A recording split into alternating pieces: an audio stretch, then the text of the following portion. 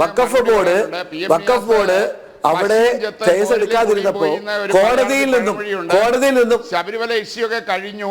പിന്നെയും ശബരിമല ഇഷ്യൂ പൊക്കിക്കൊണ്ട് വരികയാണ്. കോൺഗ്രസിന് ഇവിടെ ക്ലച്ച് പിടിക്കാൻ ഒരു മാർഗവും ഇല്ല.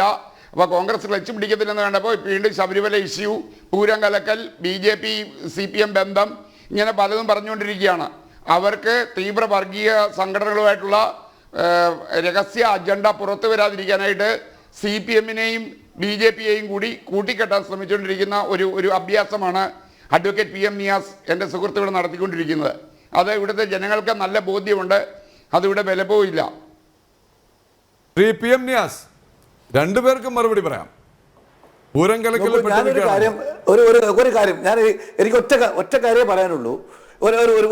പൂരക്കുലയ്ക്കത് എൻ്റെ യുവരാജെ, അത് അന്വേഷണം കേരളത്തിലെ പോലീസും കേരളത്തിലെ മുഖ്യമന്ത്രിയും എത്രയൊക്കെ ശ്രമിച്ചാലും അത് അന്വേഷണത്തിന്റെ വഴിയിൽ തന്നെ മുന്നോട്ട് പോകുന്നുണ്ട്. ഒരു സംശയം വേണ്ട, കള്ളൻ കപ്പലിൽ തന്നെ ഉണ്ട്. അത് ഞങ്ങൾ പിടിക്കുക തന്നെ ചെയ്യും. രണ്ടാമത്തെ കാര്യം, ഈ വഖഫുമായി ബന്ധപ്പെട്ട് ഞാൻ തുറന്നു പറഞ്ഞല്ലോ, വഖഫുമായി ബന്ധപ്പെട്ട് വഖഫ് ബോർഡിന്റെ ഇപ്പോൾ പുതിയ നടപടി കേരളത്തിലെ ഗവൺമെന്റ് LDF-ന്റെ ഗവൺമെന്റ് എടുത്ത നടപടിയുടെ ഭാഗമായി വന്ന നടപടിയാണ്. ആ നടപടിയിൽ ഞങ്ങൾ ഓൺ ചെയ്യുന്നില്ല എന്ന് മുസ്ലിം ലീഗിൻ്റെ സംസ്ഥാന പ്രസിഡന്റ് പാണക്കാട് സാദിഖ് അലി തങ്ങളും അതിന് അഖിലേന്ത്യാ സെക്രട്ടറി PK കുഞ്ഞാലിക്കുട്ടിയും പരസ്യമായും അത് ബന്ധപ്പെട്ട ക്രൈസ്തവ സഭാ മേലധ്യക്ഷന്മാരും ഒരു പങ്ക് വെച്ച് മുന്നോട്ട് പോയപ്പോൾ ഈ രണ്ട് ആട്ടുകുട്ടികളെ തമ്മിലടിപ്പിച്ച് ചോര കുടിക്കുന്ന നിങ്ങളുടെ വക്രബുദ്ധിയാണ് ഇവിടെ പ്രശ്നം. അതിന് കൂട്ടുനിൽക്കുന്ന CPM ആണ് ഇവിടെ പ്രശ്നം ഉണ്ടാക്കിയിരിക്കുന്നത്. ഇത് താങ്കൾ പറഞ്ഞത് ശരിയാണ്. ഒറ്റ മിനിറ്റ് കൊണ്ടോ ഒരു മണിക്കൂർ കൊണ്ടോ ഒരു 5 ദിവസം കൊണ്ടോ തീർക്കാവുന്ന വിഷയമാണ്.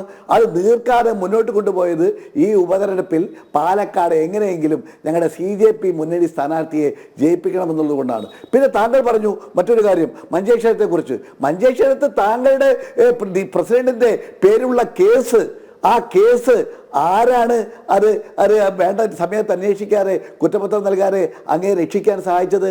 അങ്ങയുടെ പ്രസിഡന്റിന്റെ പേരിലുള്ള നമുക്ക് വേറെയാണ് ചർച്ച ചെയ്യുന്നത്. ഞാൻ പറഞ്ഞത് വളരെ കൃത്യമായിട്ടുള്ള ഒരു കണക്കാണ്. 26 വാർഡുകളിൽ നിന്നായിട്ട് 8000 വോട്ട് തങ്ങൾക്കുണ്ടായിരുന്നു എന്നും അത് മുഴുവൻ കോൺഗ്രസിന് മറിച്ചു കൊടുത്തു, അല്ലെങ്കിൽ UDF-ന് മറിച്ചു കൊടുത്തത് കൊണ്ടാണ് BJP തോൽപ്പിക്കാൻ സാധിച്ചതെന്നുള്ളത് SDPI പറഞ്ഞാണ്. ഇനി താങ്കളുടെ വാദത്തിന് വേണ്ടിയിട്ട് ഞാൻ കമ്മ്യൂണിസ്റ്റ് പാർട്ടിയും BJP-യും തമ്മിൽ ഒരു അലയൻസ് ഉണ്ടെന്ന് ഞാൻ അംഗീകരിച്ചു തരാം. പക്ഷേ ഇവിടെ വളരെ സ്പഷ്ടമായിട്ട് കണക്കുകൾ നിരത്തിയിട്ടാണ് SDPI പറഞ്ഞിരിക്കുന്നത് നിങ്ങളുമായിട്ട് അവർക്ക് ഡീലുണ്ടെന്നുള്ള കാര്യം. അപ്പോൾ SDPI കോൺഗ്രസ് ഡീലുണ്ടെന്നുണ്ടെങ്കിൽ INC എന്നുള്ള പേര് മാറ്റിയിട്ട് INS എന്നാക്കണം. ഇന്ത്യൻ നാഷണൽ സുഡാപ്പി പാർട്ടി എന്നതിന്റെ പേര് മാറ്റണം. അത്രേ ഉള്ളൂ. കുറിച്ചാണ് ഞാൻ പറഞ്ഞത്. പിണറായി വിജയൻ താങ്കളുടെ പാർട്ടിയെ രക്ഷിക്കാൻ വേണ്ടി നടത്തിയ ഇടപെടലിനെ കുറിച്ചാണ് ഞാൻ പറഞ്ഞത്. അയ്യോ, പിണറായി വിജയനെ രക്ഷിക്കാൻ വേണ്ടിയിട്ട് 2013 ലാവ്ലിൻ കേസിൽ അദ്ദേഹത്തെ ഈ പറയുന്ന ട്രയലിൽ നിന്ന് ഒഴിവാക്കി കൊടുത്ത പാർട്ടി ഏതാണെന്നുള്ളതൊക്കെ എല്ലാവർക്കും അറിയാം സാറേ. കൂടുതൽ അതിലേക്കൊന്നും പോകണ്ട. പിണറായി വിജയനെ ഈ പറയുന്ന ലാവ്ലിൻ കേസിലെ ട്രയലിൽ നിന്ന് ഒഴിവാക്കി കൊടുത്തത് 2013 ഇവിടുത്തെ ആഭ്യന്തര സഹമന്ത്രിയായിരുന്ന മുല്ലപ്പള്ളി രാമചന്ദ്രന്റെ കീഴിലുള്ള ഏജൻസിയാണെന്നുള്ള കാര്യം എല്ലാവർക്കും അറിയാം. ഡീലൊക്കെ എവിടെയാണെന്നുള്ള കാര്യം എല്ലാവർക്കും അറിയാം സാറേ.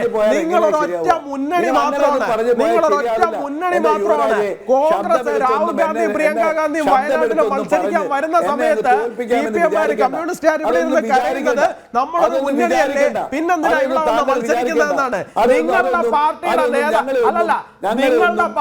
നേതാവാണല്ലോ ചാണ്ടി ഉമ്മൻ. നിങ്ങളുടെ MLA ആണല്ലോ. ആ MLA ഇപ്പൊ മഹാരാഷ്ട്രയിൽ ചെന്ന് നിന്നിട്ട് രണ്ടു വശത്തും ഇടതുപക്ഷക്കാരെ CPM-മാരെ